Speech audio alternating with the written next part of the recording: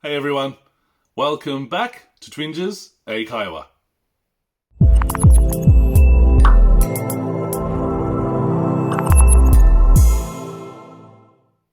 皆さん、こんにちは。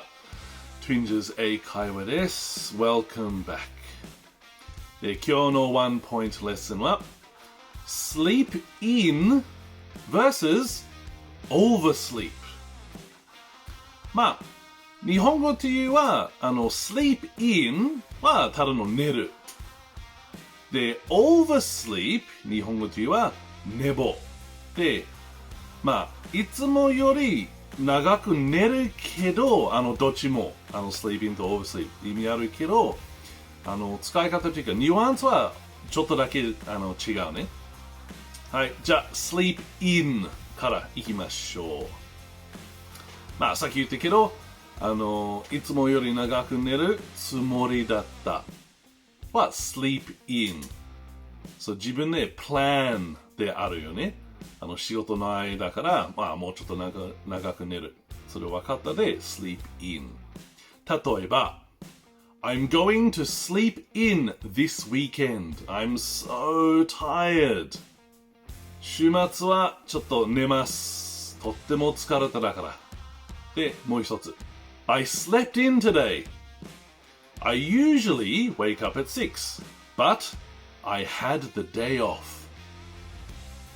今日はいつもよりちょっと寝ちゃった。まあ、ほとんど6時起きるけど、今日休みだから寝ちゃった。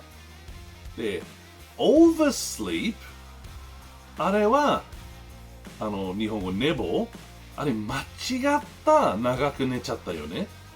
そのつもりはなかった。で、間違った。例えば、I overslept this morning, so I was late for school. 朝、ちょっと寝坊した。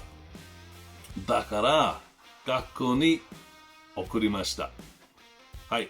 皆さん、もう一回。sleep in そのつもりだった。で、oversleep 寝坊ちょっと間違ったで寝ちゃった。そのつもりじゃなかった。はい、皆さん勉強しましたか？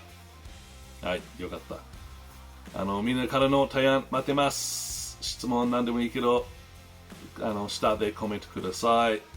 で、皆さんいつも見る本当にありがとう。Thank you for watching and see you in the next one. Bye bye.